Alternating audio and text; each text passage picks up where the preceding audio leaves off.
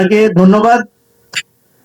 BNP ও গণতন্ত্র নিয়ে 1991 সালে বিএনপির হাত ধরেই এই দেশে সংসদীয় গণতন্ত্র ফিরেছিল। আজ 34 বছর পর মানুষ আবার ভোট ভাত আর বয়হীন রাত চাই। বিএনপির কিভাবে মানুষের সে আস্থা আবার ফিরিয়ে আনবে? আপনার আগামী দিনের রোডম্যাপ কি? না, আমার তো ব্যক্তিগত কোনো রোডম্যাপ নাই। আমি আমার দলের ম্যানিফেস্টো অনুযায়ী চলি। আমার দলের নেতা আমার দলের স্ট্যান্ডিং কমিটি, সম্মানিত স্ট্যান্ডিং কমিটি, ওনারা 31 দফা সংস্কার প্রস্তাব করেছেন। ম্যানিফেস্টো হলো আমাদের এটাই আমরা জনগণের কাছে নিয়ে গিয়েছিলাম, জনগণের কাছে ভোট প্রার্থনা করেছি। যেমন ধরেন ডেমোক্রেসি, মানুষের কথা বলার অধিকার। গতকালকের কথা 27 তারিখে আমি ইসলামী ব্যাংকের কমলনগরের একটা গ্রাহক সভাতে বক্তৃতা দিয়েছি।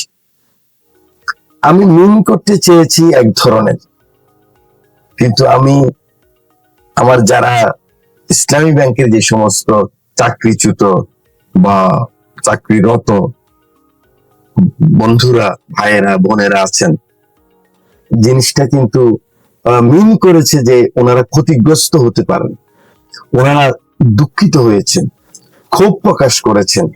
আমি কিন্তু ফেসবুকে খুব অ্যাক্টিভ না, আমি ফেসবুক চালাইও না, হয়তো ইলেকশনের সময় অ্যাডমিনরা চালিয়েছে। প্রথম আমি কিন্তু ফেসবুকে একটা স্ট্যাটাস দিয়েছি, কথা বলেছি, অনেকে আমাকে ফোন করেছে। আমি বলেছি আমি তো হক এবং ইনসাফের লোক, এবং আমি তখনই জানার চেষ্টা করেছি যে যদি আমার মিনিংটা যদি ব্যাড ইনফরমেশন যায় এবং যারা ক্ষতিগ্রস্ত হয়েছে তারা যদি ওটাকেই মনে করে যে না উনি আমাদেরকে আঘাত করেছে, আমি সাথে সাথে ক্ষমা প্রার্থনা করেছি। আমি বলেছি আমি তাদের পক্ষে কথা বলবো যারা সঠিক আছে। বাংলাদেশ ব্যাংক অলরেডি তাদের জন্য কমিটি করেছে, তাদের নিয়োগ নিয়ে, প্রক্রিয়া নিয়ে, কেউ যেন ক্ষতিগ্রস্ত না হয় সেইকার মধ্যরাতে আমি স্ট্যাটাস করেছি। আমি বলেছি না, এটাই গণতন্ত্র, আপনি ভুল করতে পারেন, বা আপনার ক্রাউড যেটা বুঝে। জনগণ যদি আপনি বলতেছেন ভালোভাবে, কিন্তু জনগণ বুঝেছে না এটা ঠিক না, কিন্তু সেটাকেই মানতে হবে। এবং তারেক রহমানের দল, খালেদা জিয়ার দল, আমরা যা তাদের এমপিরা আছে বা আমাদের নেতৃবৃন্দ আছে, যে কোনো টাইমে আমাদের জনগণ যেটা বুঝেছে আমরা সেটাকেই মেনে নেব। এটাই ডেমোক্রেসি। শহীদ প্রেসিডেন্ট জিয়াউর রহমান কিন্তু এই ডেমোক্রেসি, এই বহুদলীয় গণতন্ত্রে প্রতিষ্ঠিত করেছেন। আমরা সবাই সেই লক্ষ্যে কাজ করব। জি, ধন্যবাদ। প্রবাসী ও রেমিটেন্স নিয়ে লক্ষ্মীপুরের প্রতিটা ঘরে একজন না একজন প্রবাসী আছে, আর রেমিটেন্স পাঠাই, দেশের অর্থনীতি বাঁচাই, অথচ এয়ারপোর্টে তারা হয়রানির শিকার হয়। সংসদে দাঁড়িয়ে আপনি প্রবাসীদের সম্মান ফিরিয়ে দিতে আপনার পরিকল্পনা? না, এটা তো আপনি ইতিমধ্যে জেনে যাবেন।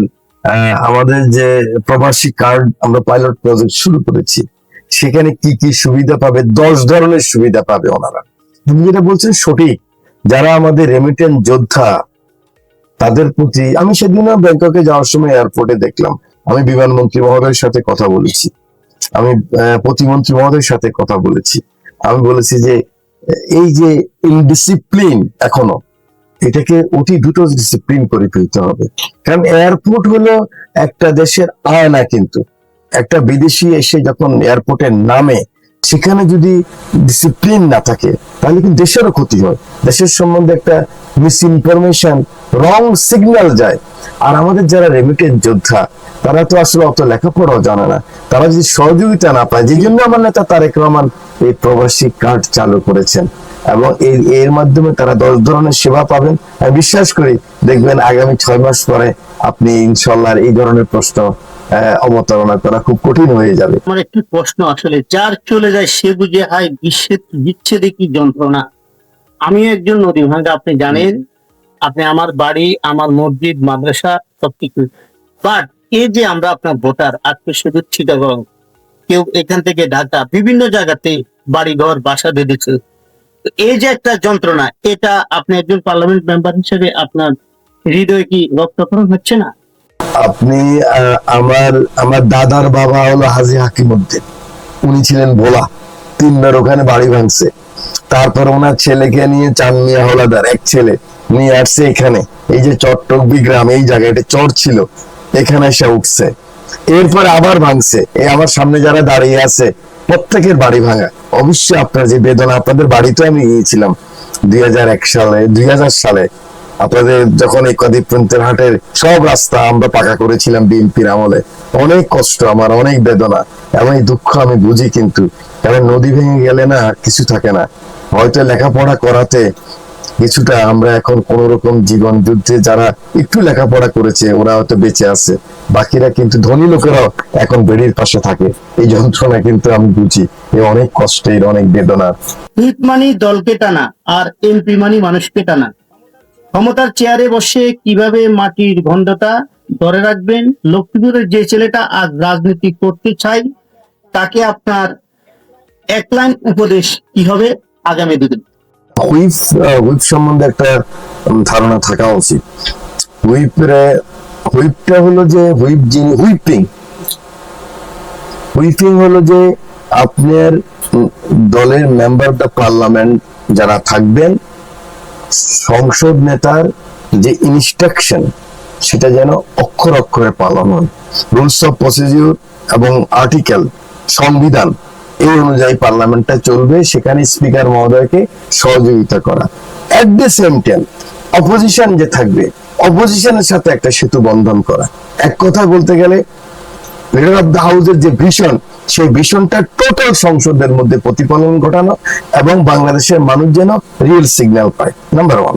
নাম্বার সেকেন্ড হলো রাজনীতি করতে হলে যেটা করা উচিত, যেটা ছাত্র রাজনীতি করবে ছাত্রদের সমস্যা নিয়ে, ন্যাশনাল পলিটিক্স নিয়ে, জাতীয় স্বার্থে, জাতীয় স্বাধীনতা, সার্বভৌমত্ব, ইথিক্স, নৈতিকতা এগুলো নিয়ে রাজনীতি করবে। তারপরে সে কর্মজীবনে ঢুকবে, তারপর সে জনরাজনীতি করবে। আমাদের এখানে সমস্যা হলো ছাত্র রাজনীতি থেকে সরাসরি জনরাজনীতিতে চলে যায়। ছাত্র রাজনীতি সরাসরি যদি আপনি জনরাজনীতিতে যান, এই যে মাঝখানে যে আপনার পরিবার, আপনার আয়ের উৎসটা ঠিক থাকে না। সেই জন্য আপনি প্রথম ছাত্র রাজনীতি করতে হবে, এটা আপনার এটা একটা প্ল্যাটফর্ম। তারপর আপনার কর্মজীবনে 5, 7, 10 বছর করে আপনি জনরাজনীতি যখন আসবেন, তখন রাজনীতির যে মানুষের জন্য যে কাজ, সেই কাজ আপনি সঠিকভাবে করতে পারবেন। এটাই হলো সকল ছাত্র সমাজের প্রতি আমার আহ্বান এবং অনুরোধ। প্রিয় দর্শক, আমরা জানি হাটবাজার নদীখাল, সুপারি নারিকেল তাল, ভাঙ্গাগড়ার চূড়াবালি, বাড়ি আমার নোয়াখালীর রামগতিতে ঠিকানা আমার, চিরকালই থাকে সেটা বসন্তের বাহার।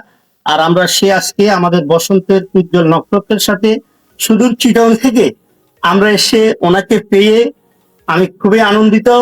জাতীয় সংসদে বীরের মতো জুলাই যোদ্ধাদের ভাষণ দিয়ে যিনি ইতিমধ্যে চট্টগ্রাম না সুদূর বাংলাদেশের মানুষের হৃদয়ের মণিকোটায় বসেছেন, সে আর কেউ নয়, আমাদের রামগতির গৌরব, আমাদেরই অহংকার, আমাদের শ্রদ্ধেয় এমপি ABM আশরাফুদ্দিন নিজাম ভাই।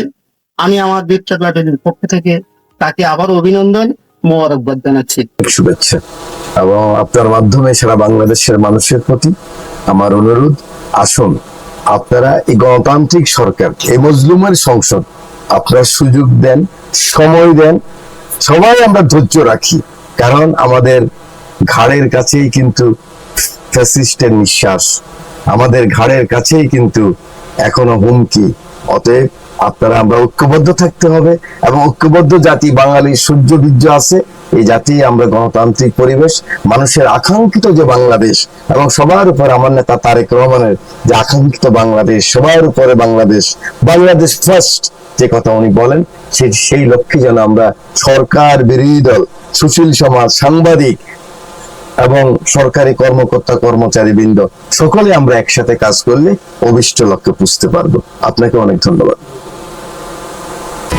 HM Expert B500 CWR স্বাধীনতার সুবর্ণ জয়ন্তীতে নতুন বাংলাদেশ গড়ার প্রত্যয়। HM Steel